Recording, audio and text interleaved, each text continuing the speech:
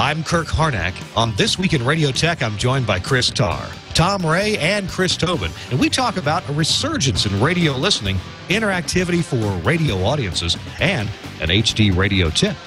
Twirt is up next. Netcasts you love. From people you trust. This is Twit.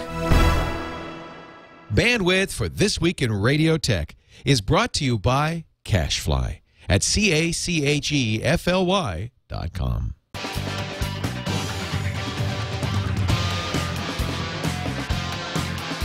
This is This Week in Radio Tech, episode 87, recorded June 15th, 2011. Reports of Our Demise. This Week in Radio Tech is brought to you by Netflix. Watch thousands of TV episodes and movies on your PC, Mac, or TV instantly. All streamed directly to you, saving you time and money. For your free 30-day trial, go to netflix.com/twit. And by Omnia Audio and the new Omnia 11, now shipping. Big market radio engineers are calling it effortlessly loud. Check it out at omniaaudio.com. Hello there and welcome into This Week in Radio Tech. I'm Kirk Harnack, your host. We're glad that you are here. This is the show where we talk about radio technology and things that we do to make the audio sound good, sound better, maybe sound louder, sweeter, whatever, and try to get it out to listeners. Try to keep the radio industry on the air and going. And hey, for you radio haters out there, we have some news that's going to disappoint you quite a bit. The radio industry is just fine and well, and in fact, picking up listeners. We'll check into that here very shortly. Our program, this episode 87, is brought to you by Omnia Audio, home of the Omnia 11, on the web at omniaaudio.com, and brought to you by Netflix. You can watch thousands of TV episodes and movies on your PC, Mac, iPad, phone, iPhone, or TV instantly, all streamed directly to you, saving you time and money and hassle.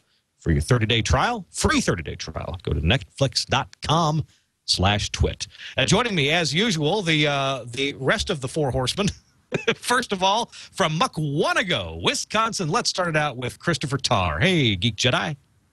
Hello there. I am the Director of Engineering for Intercom's radio stations in Madison and Milwaukee, Wisconsin. I also run the internet site, internet forum, the virtual engineer at broadcastengineering.info. Good. Well, we are glad that you're here. I know you take care of a number of radio stations, and you almost always have stories for us. And I have some tonight. Oh, good. Good. All right. Next, the other Chris, the one that I'm always confusing the first Chris with, and that is the best-dressed engineer in radio from Manhattan. It's Chris Tobin. Hello, Chris Tobin. Hello, Kirk. Hello, Chris. Hope everybody's doing well this evening. I work with the CBS radio stations here in New York City. We have, 3 AMs, 3 FMs as broadcast technologists to keep an eye on the technologies we can use to make money with. That's basically what it comes down to. So we have a good time here in the Big Apple. That is really interesting that, Chris, that you are interested in helping your employer to make more money, looking to see how engineering can be a source of revenue and not just a big black hole that they have to write checks to. Well, I don't want to be the financial liability on the ledger sheet, so I'm trying to be a financial positive. There you go. And speaking of financial positives, I don't know. Is it this guy? Is it from the Hudson Valley of New York? VP of Engineering for Buckley Broadcasting, Mr. Tom Ray. Hi, Tom. Hey, greetings, Kirk. Yes, I'm VP of Engineering for Buckley Broadcasting and WOR Radio in New York. And Kirk, tonight I have a confession to make. You can go ahead and confess to me, my son. Yes, well, if you've been watching the news lately, you must know the latest shenanigans in Congress with our lovely congressman from New York. Yeah. And, well, I had to leave early yesterday morning because I got called in and, was left to my own volition at lunchtime. I normally bring my lunch with me, and I walked outside. And, of course, in New York, you've got a food cart every 10 feet. And I saw this hot dog cart, and I went and got myself a hot dog with the works. And, Burke, I pulled out my camera phone. I hope Burke is ready. Go ahead, Burke. You can go ahead and switch. And I took a picture of my wiener. Did you text it to anybody? Yes, matter of fact, I sent it to my wife and posted it on my Facebook page. And then, I didn't stop there. Then I went over to Wall Street, because you know where we are, Kirk. We're in Lower Manhattan, and Burke, I took my wiener out on Wall Street. You're half a block from Wall Street. But you know, the good news is, you know you've made it, Burke, please, when your wiener appears on Broadway. Oh. So that's my story. That's my confession. I did it. I don't know what to tell you. I guess I felt jealous of our congressman because he was having too much fun. So, Tom, can we expect that maybe next week you won't be here because you'll have gone to rehab? No doubt. Has any rehab and Jerry's? Yes.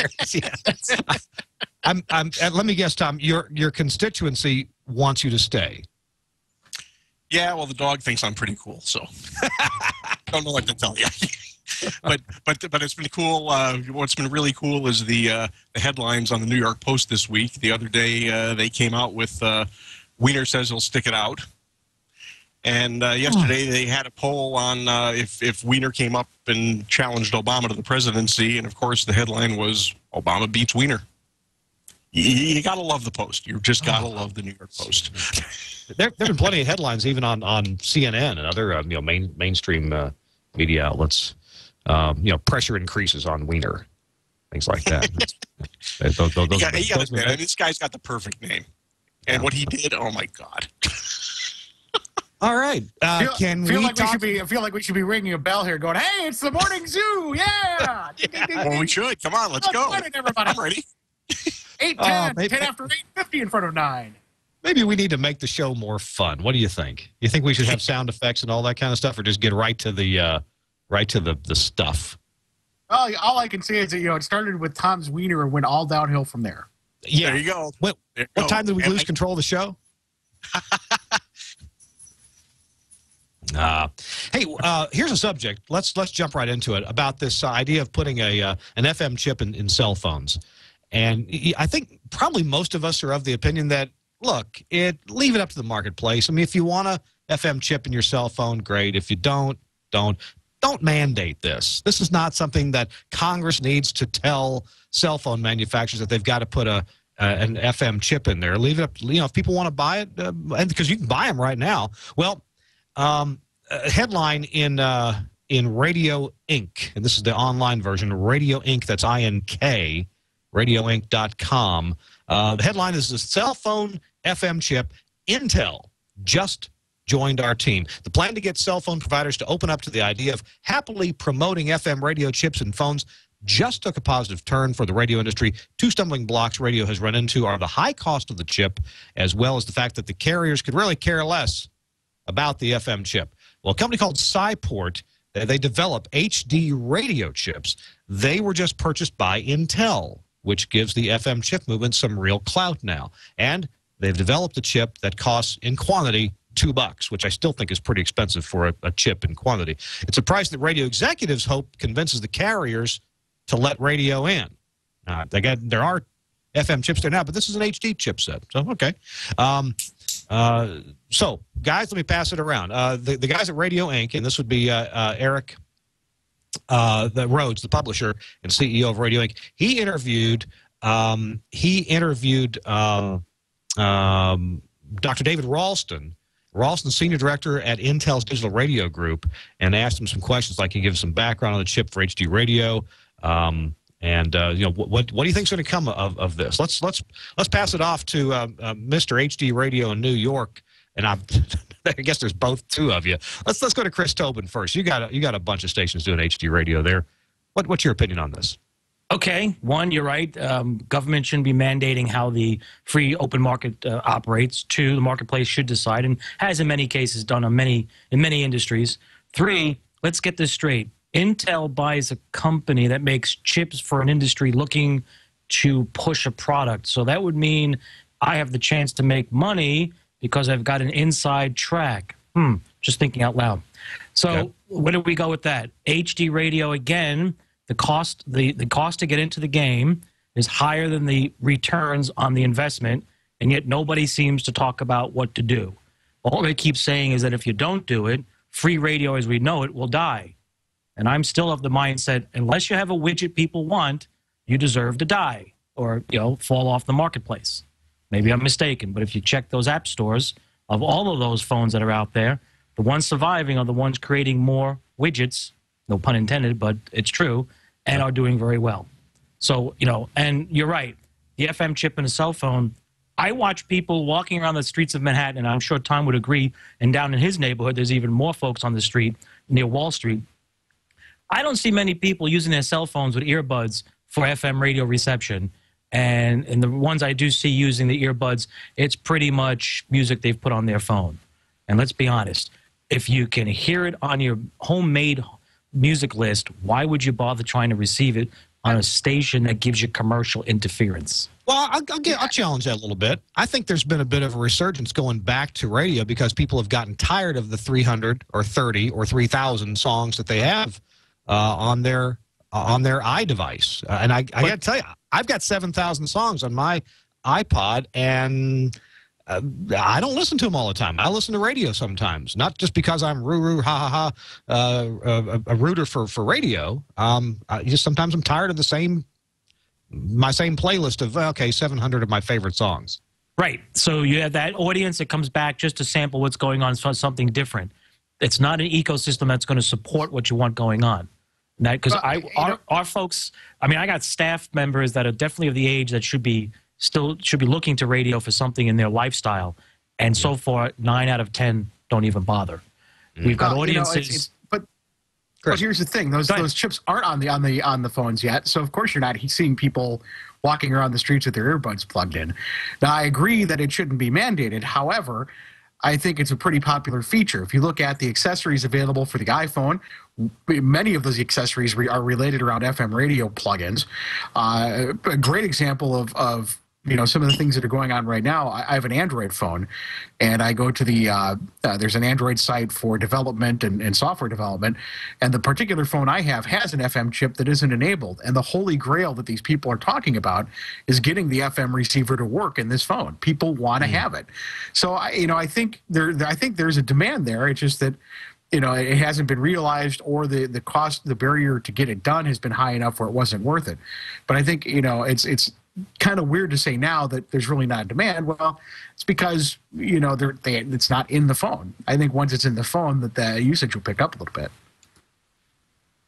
I'll turn it over to Tom Ray here in a second, but I want to bring up the issue of data caps. Now, I keep seeing ads for Sprint. I don't know how far behind the game they are, but unlimited 4G data, talk, text data on Sprint, unlimited. They're really pushing this unlimited while other people are lowering their caps. And, of course, if you're listening to FM or HD radio on your cell phone, that doesn't affect your data cap. It's like free data. Tom? Well, I would tend to agree, a bit with Chris Tobin. I mean, we're down in the Wall Street area. Most people who are walking around with a smartphone are sitting there and usually sending email or checking messages. Would it be handy on the subway? Would it be handy for commuters? If they are looking to listen to an FM station, sure. Most of the ones I see on the times I do take the train are usually blasting some playlist that they have, and it's usually off of an iPod. It's not off of a smartphone. My smartphone has a music player. I've yet to even touch it. It also has an icon for the FM radio, which I know is activated. I've never touched it. And I understand why there's not AM in these, because the microprocessors will just blow the signal out of the water. Yeah, that's one reason. Practical. Yeah. Yeah, but we're kind of forgetting one band here, and it's nice to have the FM, but should the government mandate it? Absolutely not. I should be able to pick up a phone and get what I want on it, not what somebody tells me I have to have on it. Matter of fact, it was funny. My wife bought a new phone a couple of weeks ago, and over at the Sprint store, we have Sprint service, and it's nice that they have the unlimited data cap. I saw 2 phones. All they were phones. They didn't check email. They didn't go to the internet. The woman in the store says, they get quite a few people who are looking at those who just want a phone and not have it do anything else. So I wonder if that's a generational thing. My mother-in-law just had to purchase a new phone, and she went to Walmart and got an AT&T phone that was just a phone. It cost her 97 cents with a new 2-year plan. And certainly there are people that want that. Me, I don't want that. I want a smartphone that does lots of things. And I was just thinking, okay, my own habits. Yeah, I've downloaded several radio listening apps, the CBS app, the Clear Channel app, and I think a couple of more, including the well, not for this, but for my iPad, the Streams app that Greg Oganowski, who we've had on this show, has written. And I'm sure I like them. I've been with Bluetooth. You can make this. I can make this thing play through my stereo in my car. It's kind of cool to drive around and listen to the big one, 700 WLW in Cincinnati, just using the phone and it's streaming. But as soon as I drive out of Nashville and the 3G and a half coverage area of T-Mobile, I'm into an edge coverage area, and now the WLW stream goes away, and I'm back to, okay, well, now my options are listening to my iPod or my FM or AM radio. Interestingly, my wife, for the last 2 or 3 years, has listened almost exclusively to her iPod in the car, and just recently she said, I'm tired of the same songs, and I don't have the energy to go discover new stuff. She switched to talk radio. She's in her 40s now, and she has just switched to talk radio on AM. How common is that? Well, first of all, you're in trouble because you just told us your wife is in her 40s. But no, my son just turned 23, and when he first got his car when he was 17, up here north of New York City, and the New York stations come in, but not very well. I mean, let's face it, I'm 50 miles north. He was listening to a couple of local stations, and one of them is a classic rock station. Honest to God, with their playlist, for 6 weeks you hear the same 300 songs in the same order over and over and over. And he picked up on that in a real hurry. So then he went to the modern rock station. Well, they format the modern rock station up here like a top 40 station, and every hour and a half they're playing the top 10 album tracks. Mm-hmm. And he finally got tired of that, and he said to me, "Dad, can I get XM?" He does not, will not listen to terrestrial radio. I don't think you could put a gun to his head and make him do that. He will not listen to it. He got turned off when he was young enough, and he said, "Forget it. I'll listen to my iPod, I'll listen to CDs, or I'll listen to XM. Period. Done." Chris Tobin, isn't this where HD radio ought to be coming in? Shouldn't stations go for deep tracks on their HD signals? I was just about to interject. All of the cases, everything we're talking about is definitely legitimate from what Chris has said and Tom. And, I agree there's a lot of things that if you have the chip in the phone, yes, people would use it. My big pet peeve with the industry, and this starts with every CEO of the companies, private and public, in this industry, you haven't created a desire for the audience to want to go and get it. HD radio started out, you had 2 channels you could add, or 1 at first and second. And then it's like, why not go to your local community and put local programming up on those channels? You're not spending money to do anything right as it is. All we're doing throughout the entire country in many stations is rebroadcasting one of our other stations in the same market. Why? Don't know exactly, but we can't seem to make money off it. So why not go to local communities like, say, sports, high schools, colleges, and do some brokered time, or maybe work out a deal with local government and get a tax break by running HD with the community, and then create a desire and move it along in that fashion. And then the side ports of the world will see that and go, oh, there's a new market, emerging market. Maybe we should dip our foot in there and make some money off it. Instead, we're pushing it down people's throats, and I don't think it's going to work well. And the other thing, too, is your FM radio and the cell phone, unless your headsets are connected, it won't work, which is annoying because I've got a lot of folks who ask to come to my office and go, "I can't get the speaker to play out the FM radio. It requires me to plug in the headset." I was like, yeah, so it does. Oh, so it does? You've got to have that for the antenna? Is that what's required? Yes. It actually tells you. My Android phone has it. I have a phone with a FM chip in it, and I've tried my best to use it in every way I can. But, I'm sitting there playing audio or videos and just with the phone on the table with the built-in speaker, which is sufficient in many environments. But then when it comes to the FM radio, got to plug in the headset. So not saying it's a bad thing, but it does alter the experience. And I don't think people are experiencing HD the way they should as the technology offers it. I mean, we as broadcasters, I really believe, have dropped the ball. I mean, dropped the ball to the point where it's going to be very difficult to get back in the game properly. Well, I got it right. Go ahead, Chris Tarr, go ahead. What I was going to say is, first of all, going back to Tom's point about, the same 30 songs over and over again for a teenager, I'll tell you what, our top 40 station, which does that, has something in the neighborhood of a 30 share, 18 to 34. So, kids listen. I mean, they listen to the radio and they listen to it a lot. And, so there is that. Now, as for HD radio, I agree with Chris Tobin to a point. But there is some things going on. Now, for example, it's not always a waste to throw another signal in your market on an HD2. Recently, we started simulcasting our AM station on one of our HD2s. Well, the AM station's a 5 kilowatt directional AM with live sports talk. And at night, there are pretty significant swaths of our market that have a hard time getting the station in. And so we started promoting this as a way to get that station, at night in areas where you normally wouldn't get it. In fact, we've had a couple of calls, people looking to buy radios just to listen to that. Our other HD2 is the blues format. And it's a pretty deep blues format, and it does very well. And again, one of those where if I take it down for maintenance, I get phone calls right away. So, there's certainly some people who aren't doing it right. I think one of the things that's going to change things a little bit are Cumulus has been doing this with simulcasting HD2s on translators. Those are actually starting to make inroads. For example, Kansas City, they've done it. It's a station's getting ratings, actually very good ratings. So, I think we'll see some of that happening too. But so I agree with you to a point. I think that there's, if you look in some markets, those things are already happening, and are some good things are coming with it. Oh yeah, no, I agree. I should have clarified that not everybody is doing it wrong. I have been in many markets where you're absolutely right, Chris. It's being done the way that makes sense, and it does benefit the broadcasters. I will agree with you there. It's just that a lot of places where they have the resources to do it right aren't, and that's what's annoying. I'll tell you, one of the most frustrating.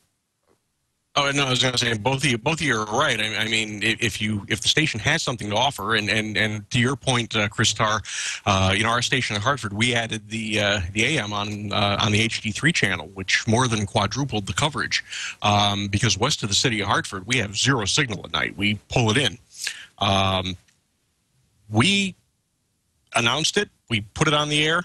The first time we had a glitch, their phone lit up like a Christmas tree. People are listening if there's something to listen to. And on the HD2, we run a 50/60s format. Now, granted, it's a jukebox, but there's nothing anywhere close to the market that does that. And people listen. That makes sense. Yeah, we're seeing the same thing here. And I'll tell you, one of the most frustrating things, however, is that we've talked about this before. Nothing kills a good technology like bad implementation. And as time goes on, and because HD radio didn't rocket like it, some people thought it was going to. It wasn't the revolution that a lot of people thought was going to happen. People are starting to neglect them, and it's becoming less and less interesting, even from where it was 2 years ago. And I think one of the things we need to do is get back to making that happen, as you were saying, with different formats, and even just things as simple as maintenance, keeping them on the air, keeping them running right, paying attention to them. Those are things too that we're really doing wrong and shooting ourselves in the foot with. Absolutely. You're absolutely right with that.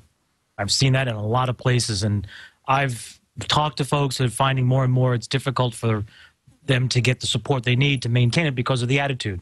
It's like, well, we're doing it because it's a corporate mandate. We're doing it because the owner likes it, and that's all it is. And you're absolutely right. That's definitely going to hurt things. Well, guys, you are listening or watching This Week in Radio Program Director Wannabes. And I'm Kirk, along with... I'm Kirk Harnack, along with Chris Tarr and Tom Ray and Chris Tobin. And yeah, we everybody's a program director. I know that program directors say that. We should have had Rich Wood on the show this week, because I'm sure he'd have some comments to add about HD radio as well. Hey guys, we're going to take a break in a second. What's that? Oh, you bet he would, especially about the ones that aren't paying attention and that go dead and sit there dead for 4 days. Yeah. And hey, if you're an engineer in charge of a radio station and that includes your HD, please don't let it be dead for 4 days. Come on. We're trying to make this stuff work. We do have some, information for the radio haters coming up, but if you're a radio lover, let me tell you about our sponsor, Omnia. I work for this company, so I guess I'm fairly well qualified to talk about the latest efforts at Omnia. And some of the latest effort at Omnia that's really cool, the Omnia 11. Now, we've got about 150 of these out in the field right now on radio stations around the world, and quite a few of them here in the U.S., and some of them I've even had a chance to listen to. The Omnia 11 is an FM audio processor, and it also will process your HD audio. So it's a whole new idea in audio processing. When I say that, that's so easy to say, but what does that mean?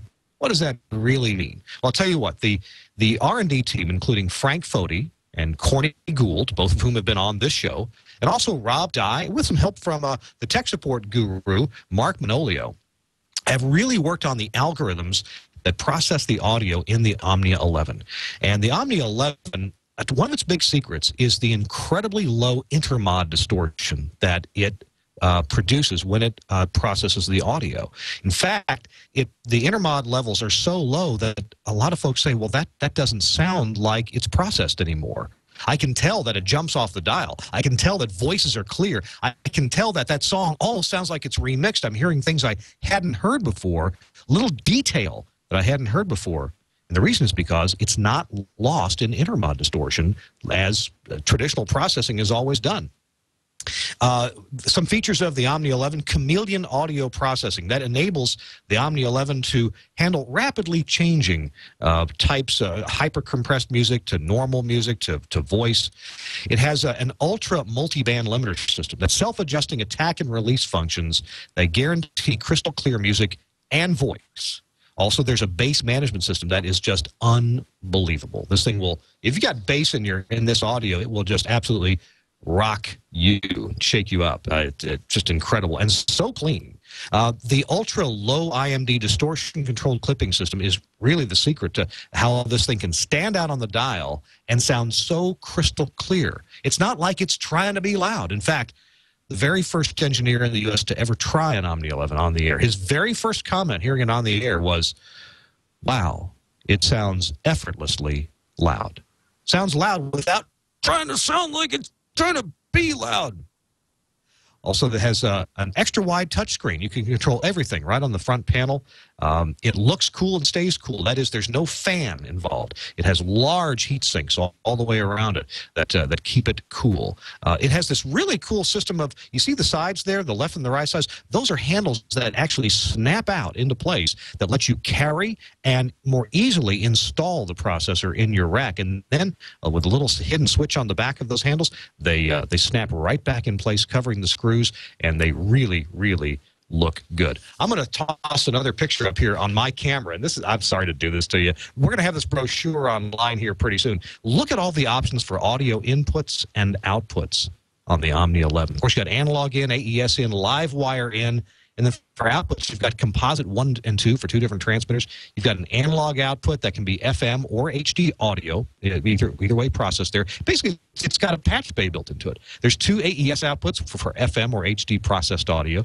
And actually, that's wrong. There's a live wire output that can be either HD or FM processed audio on the live wire output. It has Ethernet remote control, GPIO control, RS-232 input for SCA, and even a 19 kHz pilot reference out. Here's a quick line drawing, and we're going to have this brochure up on the Omnia website pretty soon. Check it out on the web, omniaaudio.com. And, oh, yeah, there's more cool features there. It's just very, very nice processor. Everywhere it's gone on the air, people have said, wow. Don't take it off. The Omnia 11, omniaaudio.com. Hey, and if you're on Facebook, look for Omnia Audio and like the page, if you will. You'll get an update once or twice a week as to what's going on at Omnia Audio. We thank them for being a sponsor. All right. Back in the show. More bad news for radio haters. The radio naysayers continue to claim radio is dying a slow and painful self-inflicted death. However, and unless and until radio listeners that they're all moving to the internet. Well, Arbitron has splashed a little water on the radio haters. The Chicken Little Fire with a preview of its national radio listening report. It looks like the old dog radio picked up 1.9 million more weekly listeners in the past year. That seems to fly right in the face of what a lot of folks have been saying. The new Arbitron report says radio attracts more listeners aged 18 to 34 than a year ago. And the report shows radio's continued strength with a year-over-year increase of about 1.9 million weekly listeners age 12 and older. Well, what do you guys think about that? Tom, I know your stations have a pretty, usually a pretty old listening audience. Are you picking up new listeners? Well, our WR in New York is geared toward an older audience, but we go out on, we do a lot of remote broadcasts. Joan Hamburg, who is our midday lady, she attracts a crowd. There's people who, everybody loves Joan, and we're actually surprised at the number of younger listeners we see at all the remotes she does. We go, you go to one of Joan's remotes, you've got babies and strollers, and they're 20-something mothers.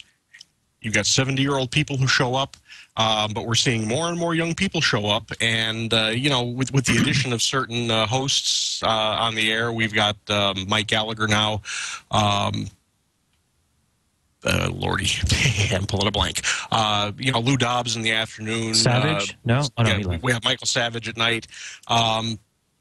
And of course, Dr. Joy Brown, who's very hot in a lot of markets. We get a lot of younger listeners, which is surprising. And even at some of our other stations, like our stations in Hartford, the AM is a talk station. We're very similar to what we do at WOR in New York. But on the FM side, the FM is a 70s, 80s oldies format, so it's going to attract people my age. But we still have younger people listening. And in a lot of our markets in California, we've got several hip-hop stations, a couple of top 40 stations, and the numbers are great. We don't see them diminishing. We don't see the number of persons listening going down. So this is a plus. There's a lot of people still listening to the radio. Chris Tarr, you're kind of there in middle America, and you've got a variety of radio stations. Does this report seem to ring true? You got more listeners than before? And I don't just mean that you're pulling more listeners away from another radio station. You're at the intercom station. Maybe, you're pulling more listeners away from the Clear Channel stations in your market, or the Saga stations. But no, it looks like the pie has actually gotten bigger by 1.9 million people. Well, another thing that I'm sure the Arbitron report is going to mention that we've known for a long time is, and it's funny because already we've got one or two people in denial over on the IRC channel going, that's impossible, that's not true. We find that actually a lot of streaming radio listening is of terrestrial radio stations. So, a lot of what people are streaming are their radio stations either at home or, when they're out on the go because of phones that don't have FM receivers in them, or at work or various other places. So, it doesn't surprise me. I think, again, you've got, the CD was going to kill radio. The iPod was going to kill radio. XM was going to kill radio. The cassette tape was going to kill radio.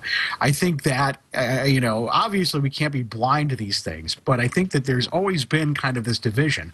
There's been radio listening, and then there's been listening of other things. And I think where the online listening is coming in is taking up some of the time of those other things. Could radio do a better job? I think they could. On the other hand, there is something to be said about the relationships that radio builds. For example, the talk radio hosts, the morning show hosts, the fact that if I'm in my car and I'm listening to Pandora, maybe I want to know what's going on and why the traffic is backed up so far on the freeway. Maybe I want to know what the weather's going to be like when I get home. Those are things I'm not going to get from an internet stream. I'm always going to go back to terrestrial radio to get those things. So, I'm not stupid. Internet radio is there, and it's going to be big, and it's going to be big for a long time. On the other hand, terrestrial radio is not going anywhere. It does one thing very, very well. That is, first of all, it does a couple things very, very well. It does, point to multi-point broadcasting with no issues at all. It scales exceptionally well. And there's also the localization that you're just not going to get from the truly mass media. You talk about the Clear Channels of the world being this big giant, homogenous giant. Well, what about internet streams? I mean, you can't get more broad than that. So, I get passionate about it. I think that, internet radio is a great thing. I think it's a great equalizer. I don't think it's going to kill terrestrial radio. Well, Mr. Tobin, I was looking at this report, and it said that the gains in listenership come across all demographics, but especially in the 18 to 34 range. Well, that's younger. That's young adults showing the biggest gains. adding nearly 350,000 weekly listeners in that age group in the past year. By the way, on the methodology of this study, Arbitron, this is their annual radar report, that Arbitron studied 395,000 people age 12 and older. That's pretty incredible. Would you think that's an accurate numbers they're coming out with? I guess it would be accurate statistically with that size sampling. It's probably close to what it should be. I'd like to see maybe more like about 1 million, but that's not going to happen. I agree with Chris. Radio's not going anywhere. It's going to be around for a while. Two things radio has in its favor, and maybe eventually some people that run radio stations will get, is two things. If I put my salesman's hat on, one, radio is immediate, and two, radio is one-on-one. And when you capitalize on both of those, the rest is just gravy. And there are many stations in stations like Philadelphia, markets Philadelphia, Chicago, Kansas City that are doing very well when I've read some stories about successes there. That report, people listening, I agree with Chris. You're going to want something local. You want to tune in to find out what's happening in your hometown, if you will, home city. You'll listen to Pandora, Last FM, or whomever, whatever. But it all comes back to that. Even if you listen to XM or Sirius, at some point you're going to come back to local to find out what's going on in your life. And radio stations, radio management, whatever you want to call them, or pseudo PDs, engineers, PDs, whatever, need to realize that's where you need to focus. Don't worry about the ratings per se. Just focus on giving them something that they can't get anywhere else, and the numbers will follow. PPM will follow with it. What's that? So this show is supposed to be about engineering, right? This Week in Radio Tech, or technology. So if we find out through this radar report from Arbitron that our listenership is actually not on the decline, we're not dying a slow and painful death, why is listenership back up a little bit? Are there any technical things that we engineers have done that have at least helped to get some more listeners back? Yeah, are stations sounding better than they used to in some way? Yeah, no, it's a combination of, okay, we'll go with, say, audio processing has improved leaps and bounds, so the station can sound much better in a higher volume environment.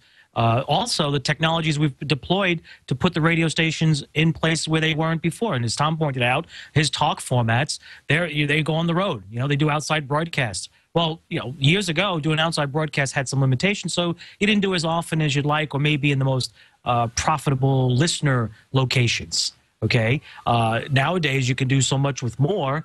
Yeah, engineering has definitely brought it to the forefront, and I think it's the unsung hero in many cases. I'm sure Chris's station's the same thing. We take for granted some of the cellular technologies we've used to get on the air from places, and where maybe 10, 15 years ago you wouldn't have done it, or if you did, you really had to think it over and go, well, cost of a line, and right.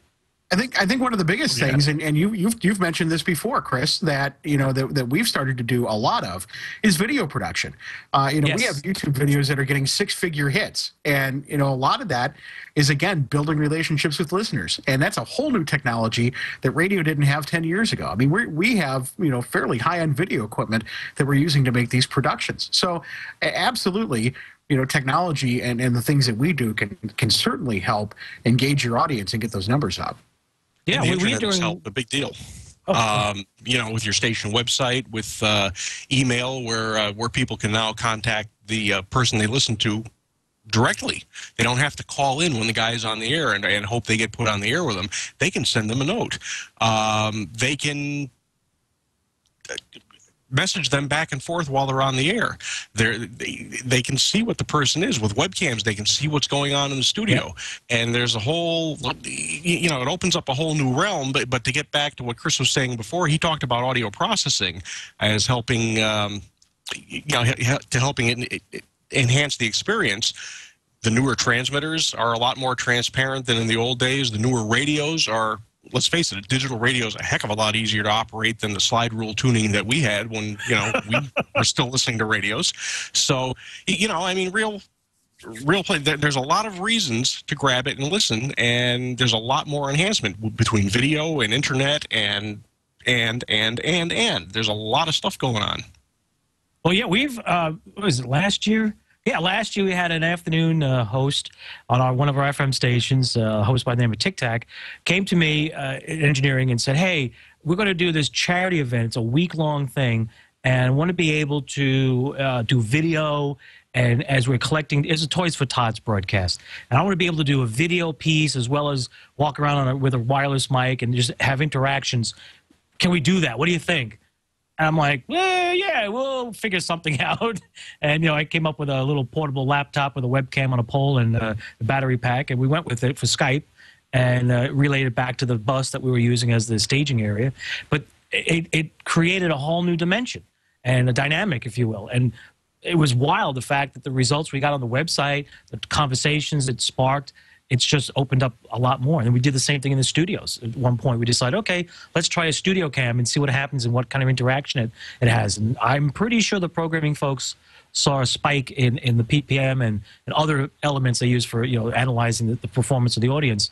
And, you know, that's the stuff we did in engineering that, you know, it's basic material. It's nothing, you know, nothing special. You could see it anytime on the website. But I think those factors have brought people back to radio because, again, what did I say earlier? Is it something that you can get anywhere else or not? And it's not something you can just get anywhere. And I think that's what's helped.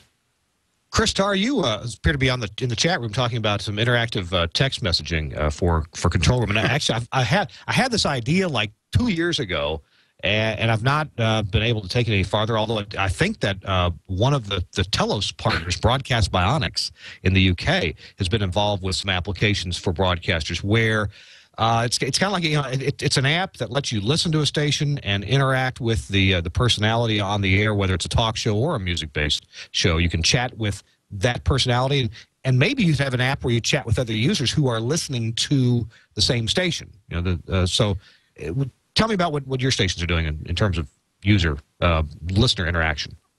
I was actually going to bring that up. That's a very big component to the things that we do, both on our Top 40 station and our Sports Talk station. And I wish I could tell you the company that handles it. I don't remember it off the top of my head. But it works really, really well because the way it works in the studios, it looks like a chat app. So you can actually have several screens open with people sending in text messages. And it almost, you know, you can use it just like instant messenger back and forth with your listeners.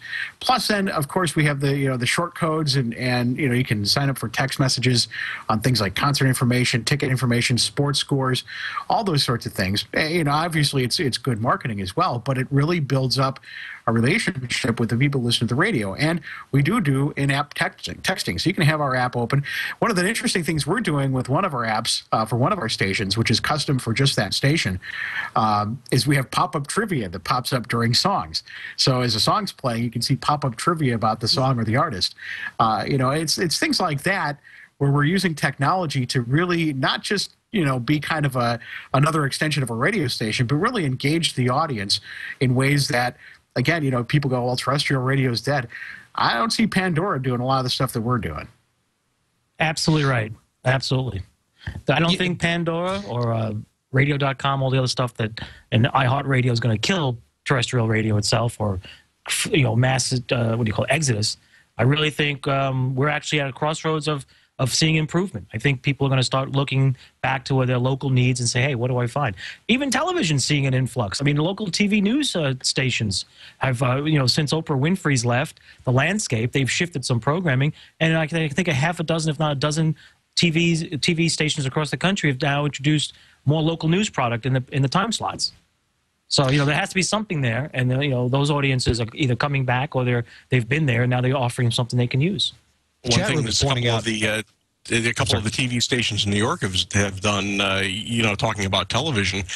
They now have these roving cameras that I'm guessing probably run on cell phone technology. Maybe I'm wrong. Yeah, it does. They go out and they drive down the street and they just pull up to somebody and talk to them.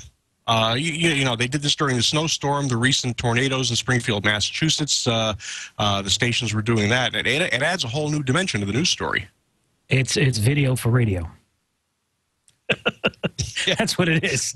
You know, the chat room keeps pointing out that the IRC chat is used on this network, the Twit network, to great effect. Leo uses it extensively during the Tech Guy. He'll look for answers to questions there, and there's eyes on the chat room all day long. Now, I think the IRC chat is a little bit techie for a lot of radio stations, and certainly techie for a lot of listeners. What if, just throwing it out there, what if Facebook, the third largest country on the planet. What if Facebook had, when a radio station had a Facebook page, you had all this interactivity. You had chat, and you could listen to the station right on with a player in Facebook, and you could have perhaps even at the discretion of the producer at the radio station. What if you had even video chat? So that people could, you had a JavaScript, it would turn on your camera, and you could talk to the personality there, and or certainly chat. Then you'd be chatting both with the personality on the air, and you'd be chatting with other Facebook users who were on that page at that time. That's something Facebook ought to do. Everybody knows how to use Facebook. Well, it's interesting. Dr. Joy Brown has been integrating Facebook into her show where she, the audience will actually send her questions and she'll answer it on the air and type at the same time, and people can see things going back and forth. So it's added an interesting dimension to her program. We've used Twitter and Facebook on some of our FM shows, and interaction's been very good. The hard part is managing the video and what people see and how you handle it, and all those liabilities that fall into that. But we've been moving in that direction. I know, what group was it? There was a broadcast group in the Southwest I read about that was doing a similar thing with their morning shows. I think they were doing Facebook, Twitter, and Ustream and something else to try and bring together exactly what you're talking about, chatting, video, all that stuff, and then integrating it on the website as well as hearing it on the radio and talking about it. A lot of negative reaction to my suggestion about Facebook in the chat room that, Facebook, don't give them any more power than they have now, or or what else? Well, I mean, I agree. I mean, I like Facebook, and it's you can't ignore it. But on the other hand, I would worry about letting them take care of a lot of this stuff that we can quite honestly do on our own. I would prefer the broadcasters take the bull by the horns. If you want to use Facebook as a vehicle, that's great, but we'll dictate what type of plugin or GUI, skin, whatever you want to call it, will be used. We could use them as an infrastructure part, but the broadcasters should be the ones that dictate, not Facebook or Twitter or any of the others. Does that mean your own app, or just a fancy web page with excellent programming that lots of HTML5 or Ajax that behaves really nicely? It's a cool experience for the user. Yeah, actually what broadcasters need to do is wake up and smell the coffee. The cost of doing business is put together a staff that understands what you need to do to meet the end game, and then turn around and get that up and running. You're in control of it, and then you go to your sales department and say, okay, now we go to local businesses and explain to them why they need to participate in this and enjoy the ecosystem that we're creating. Otherwise, if you let Facebook do it, they walk away with the money. That's like, here's a great example here's a great example of how we as engineers can help out with this. A great example is a program director for our FM station came up to me one day and said, wouldn't it be great if during American Idol we could have people video chat with our morning guys as they're going around and talking about in real time what's going on in American Idol. These are three very funny people who have very good opinions on these things. Wouldn't it be great if people could watch these three interact and chat back and forth and watch, like it's almost like a show, as these three people kind of riff on American Idol? And they said to me, could we do that? Of course we can. I can come up with a way to make that happen. And these are the things that, you can be the kind of tech guy that goes, it seems like pretty hard stuff, I don't know. Or you could be the guy that goes, yeah, there is no reason we can't do that. And these are the things that are going to bring radio into this century and are going to keep things like XM and Pandora and iPods at bay. Absolutely. The technology is at our doorstep. We could definitely bring it to the forefront. And Chris is absolutely right with that. And PDs, programmers, whatever, have to be more creative and stop thinking traditional radio and just say, okay, what is the audience up to? What are they doing? American Idol, whether it's Next Big Voice, whatever the case is, how do we interact and make sense of it and bring them together? But they don't have to be brought together in a crazy way. You don't have to go to the extreme. Just tap it. Just touch the surface, just enough to get people's appetite wet, and then you let it grow that way. Let it become organic. I'll use that phrase by a lot of these long-tail people. And that in itself will move along. And we as engineers need to understand and further our skill sets with understanding how these websites, how all this stuff's going to come together and make it work. And that's where the excitement and the success will happen. And and Chris is right. That's you could do a lot, and it's just a matter of tapping it. We're going to wrap up this mayhem in a few minutes. We got a few more minutes to go. But right now, I want to tell you about Netflix. They're one of our sponsors. And if you are a listener or a viewer of this podcast, there's a good chance you've already got Netflix. So let me tell you, you can give Netflix as a gift. Do you know that? You can give it to your less techie friends, like mom or dad or something like that. You know, Netflix streams thousands of TV episodes and movies directly to you instantly. This means you can save time, save money, and save hassle. There are several easy ways to instantly access streaming movies and TV shows with Netflix. You can watch Netflix movies and TV shows. You can on your Mac or on your PC or your iPad. The iPad app is terrific. You can watch on your iPhone, too, and some Android phones as well. If you have a gaming console like an Xbox 360, PS3, Nintendo Wii, you can watch Netflix right on your TV as well, like we do here at the Harnack House. If you're not a gamer, well, you can watch Netflix on your TV with an Apple TV. Yeah, got that. Roku box, yep. They're inexpensive, and they're easy to use. With Netflix, you can watch movies and TV shows instantly using any of these devices, and you can begin watching a movie or show on one device, and then guess what? Finish it up on a different one. In fact, I was watching one of the episodes of the Twilight Zone with Rod Serling, and I kept getting interrupted. I watched a few minutes of it while I was shaving in the bathroom. I was had the iPad set up there, and interrupted, phone ring, something like that. So I'd pause it, and then I'd remember it the next day. Oh yeah, I was watching that Twilight Zone thing, and you know what? I brought the Netflix application up, and it picked right back up where it was. Didn't miss a beat. Didn't have to scrub and go back and forth. It knew exactly where I stopped. In fact, I watched it on the Roku box on the TV in the bedroom, and it picked it right back up at the same place. Whichever way you choose to access Netflix, you can watch as many movies or TV shows as you want, anytime you want, and you can cancel at any time. Isn't that easy? Not like a 2-year commitment like a phone, all right? Go to netflix.com/twit. Be sure you use that URL when you sign up for your free trial, netflix.com/twit. We thank Netflix for their support of Twit, and also This Week in Radio Tech. We hope you enjoy watching instantly with Netflix. All right, guys, where were we? Did we solve all the radio's problems yet? Oh, close. Close. Well, isn't there an opportunity for a company or an organization, maybe, wouldn't this be a great way for NAB to earn the dues that stations send them by coming up with a whiz-bang wow platform that stations could use and customize? Yeah, NAB is not going to do it. I know. But that would just make too much sense. That's just a playground for people who have nothing else to do in this business. It's annoying. I know. But wouldn't it be something? That's all right. So who is going to do it? Innovative, creative broadcasters.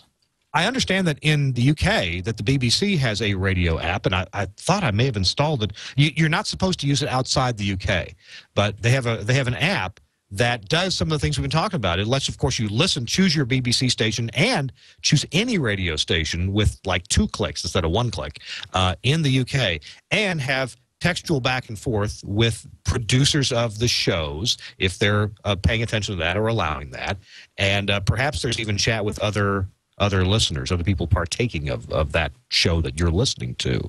Doesn't that sound cool? It does. Yeah. But let's see, we have the BBC's government or private now. No, they're private. So, yeah, we'll have to find somebody who's willing to take a chance. That's not Wall Street driven. Then we have a better chance of it making it happen. I think right now what we need to do in the engineering side is just hone our skills, bring more of these things to the table, and say to our PDs that are in meetings, hey, not sure if you're aware of this, but here's something that might make sense for the afternoon guy, because I've noticed we've been trying to do this, that, and the other, and this technology may offer a way of extending it beyond the studio, or morning shows, or maybe the overnight guy, or weekend remote broadcast from, say, the clubs or some other place that you do stuff. Because that's what I've been doing, and we've actually been able to take advantage of a few things, and I believe there's been some money made, so it's good. Chris, you said that stations need to pony up and get with the program. I mean, I'm part owner of 4 itsy-bitsy radio stations. We just, our monthly budget, $25,000. That's the whole station budget. So you get a small pony. Yeah, we got a little pony. Right. Yeah. I mean, it doesn't take, a lot of these things really don't take a lot of money if you do the research. If you have somebody who's going to take the time to just kind of, a lot of things are open source. A lot of things can be outsourced fairly cheaply. It's really not about, you got to stop thinking about it as what you're going to spend, and think about it more as what you're investing, and a lot of it is That's just right. time and the brain power to do it. That's absolutely right. There is a lot of stuff. I was working on a project, and in a meeting, somebody said, "Well, how much do you think it's going to cost to do X, Y, and Z with?" You say we need computers, and right away, the IT folks and the computer people, all these whiz bang folks. Oh, that's a $5,000 this. That's going to be $8,000. That's going to be this. I did some research. It turned out to be, well, if we spend $1,800, we can do this, and that's the first step. And then if we spend another $800, we can go to the next level. And by the end, we've invested maybe $2,000, and we can get back twice that if we're smart about how we sponsor it. So, we went from this high pie in the sky, people just throwing numbers out, to let's research a little, let's do some homework and find out that, hey, it is within our grasp. And if you have a $25,000 a month budget and, you need to do something that costs you, $1,800, it might be worth it if you can, find ways around it. But I think Chris is right. I believe he's right, that there are ways of doing this in open source. Holy mackerel. Talk about things that are out there you could definitely take advantage of. You can do the Adobe Pro version, or you can do the open source version. You can do the Microsoft, or you can do the Open Office version. Both get the same thing done, just a question of what you're willing to learn and develop and move along with. Just saying. Just an We're example. speaking in some kind of vague generalities here, but I just got to believe that there's opportunities here for companies like, well, maybe my employer, or maybe an automation company like Enco or RCS, to come out with a platform or templates that stations could use, or maybe Enco or RCS or Audio Vault users would have access to, here, copy this stuff to your website and then customize it, or we'll do it for you for a fee, and you can have chat, and you can have streaming, and you can have what songs are on here popular, and for extra money you can even have video chat if you choose to have that on the air. I think there are some companies that do that now. There's a lot of stuff out there. If you have the money to spend, you can make all of that happen today. The problem is that if an RCS does it or whatever, you lose some of that control, and you're paying that money. I think that if you're a radio station and you don't have an engineer that can come up with these things, or at least get you in the right direction, then you need to find somebody who can, because I think that's part of, we kind of impair ourselves from making these things happen, because we look at those alternatives and go, well, then I've got to pay RC, whoever this third party is, I got to pay you this kind of money, and I got to pay this guy this kind of money to host it, and I've got to do this kind of money to do that, and it gets killed before it even starts. And so really, those things are great, and sometimes if you don't have the staffing, that's a good way to go. But generally, if you don't have the staffing, then you don't have the money to use these services anyway. I think you're much better investing in a good IT engineering guy that can help you get to the promised land than taking that money and giving it to a third party. Chris, we're going to wrap pretty soon here. Did you have something else you wanted to mention about HD radio before we have to go? Oh yeah, I just a tech tip this week that I've run into with if any engineers out there are dealing with the HD importers. I have the older hard drive based. I'm using an Nautilus importer, but recently they've switched from the hard drive, basically an industrial type computer with a hard drive in it, to solid state drives. And what I have found is that they've come out with two different versions of the operating system, because, as you know, the importers run on Linux. Well, they have two. They usually come up with two versions of the operating system. One is for the solid state drive, and what they do is they turn off journaling, because studies have shown that the journaling does a lot of disk writing and therefore reduces the life of the SSD. Yeah. And then they have one with journaling turned on for the systems that use hard drives.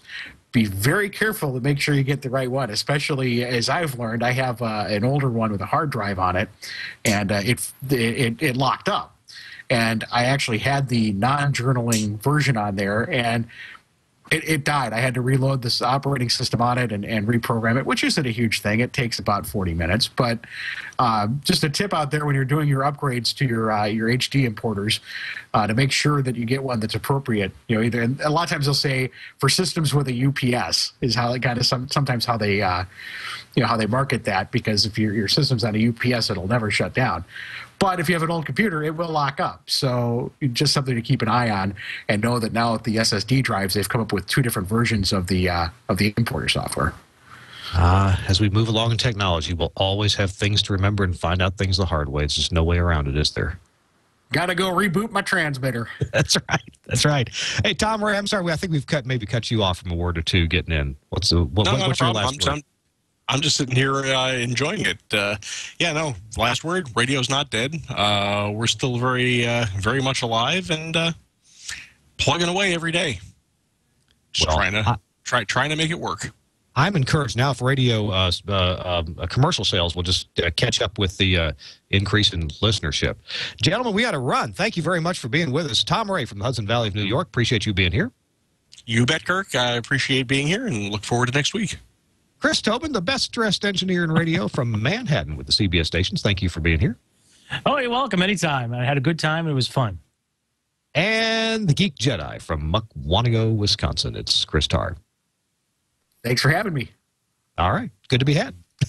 We're going to catch you next time on This Week in Radio Tech. We've got a good show. In fact, a lot of the things we've been talking about on this show, about metadata and extra experience going along with what happens on the air. Next week, we're scheduled to have an expert from Broadcast Electronics, and he's in charge of this kind of radio metadata stuff that I wish I had a better handle on. I'll be in Singapore. Hopefully, we'll be able to join you, but whether I can or can't, be sure you tune in next week for This Week in Radio Tech. You can catch us on the old website, thisweekinradiotech.com, but you have better choices. If you head on over to twit.tv/twert, you can subscribe in all manner of different ways to the audio or video version of this podcast. You can listen or watch right there on the website, and check out older episodes too right there on the website too at twit.tv/twert. Thank you very much for joining us. Thank you, Burke, for switching us and trying to make us look good as best you can for these 4 old radio engineers. And we'll catch you next week on This Week in Radio Tech. Bye-bye.